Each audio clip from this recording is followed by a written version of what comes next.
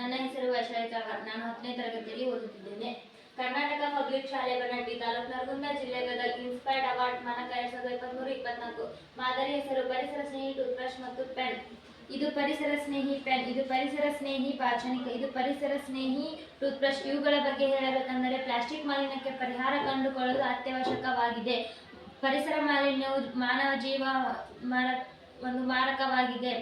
ನಾವೆಲ್ಲರೂ ಬಳಸುವ ಲೇಖನಿಯೂ ಕೂಡ ಒಂದು ಪ್ಲಾಸ್ಟಿಕ್ನಿಂದ ಮಾಡಲ್ಪಟ್ಟಿದೆ, ಹಾಗೂ ಬೆಳಗ್ಗೆ ಎದ್ದು ಕೂಡ ಬಳಸುವ ಟೂತ್ಬ್ರಷ್ ಕೂಡ ಒಂದು ಪ್ಲಾಸ್ಟಿಕ್ನಿಂದ ಮಾಡಲ್ಪಟ್ಟಿದೆ. ನಮ್ಮ ಈ ಸಣ್ಣ ಬದಲಾವಣೆ ಪ್ಲಾಸ್ಟಿಕ್ ಮಾಲಿನ್ಯಕ್ಕೆ ಪರಿಹಾರವಾಗಿದೆ. ಪರಿಸರ ಸ್ನೇಹಿ ಟೂತ್ಬ್ರಷ್ ಮತ್ತು ಪೆನ್ಗಳ ಲಾಭಗಳೇನೆಂದರೆ ನಮ್ಮ ಸಮುದ್ರದಲ್ಲಿನ ಪರಿಸರ ಮಾಲಿನ್ಯ ಮತ್ತು ಪ್ಲಾಸ್ಟಿಕ್ ತ್ಯಾಜ್ಯಗಳನ್ನು ಕಡಿಮೆ ಮಾಡುತ್ತದೆ. ಇದು ಪರಿಸರ ಸ್ನೇಹಿ ವಸ್ತುವಿನಿಂದ ಮಾಡಲ್ಪಟ್ಟಿದೆ. ಬಿದುರಿನ ಸಸ್ಯವು ನೈಸರ್ಗಿಕವಾಗಿದ್ದು ಅದರಲ್ಲಿ ಜೀವ ನಿರೋಧಕ ಗುಣಲಕ್ಷಣಗಳನ್ನು ಹೊಂದಿದೆ. ಬಿದುರಿನ ಸಸ್ಯವು ಜಗತ್ತಿನಾದ್ಯಂತ ವೇಗವಾಗಿ ಹಬ್ಬಿದೆ.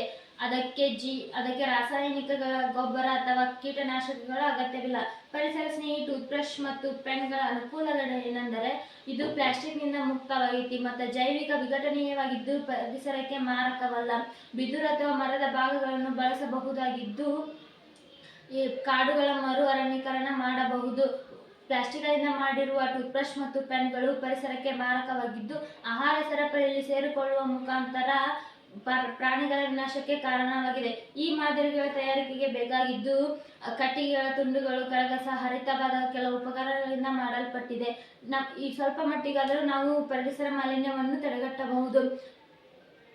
ನಾವು ಮುಂದಿನ ಪೀಳಿಗೆಗಳು ಬದುಕಬೇಕೆಂದರೆ ಪ್ಲಾಸ್ಟಿಕ್ ಅನ್ನು ತ್ಯಜಿಸಬೇಕು.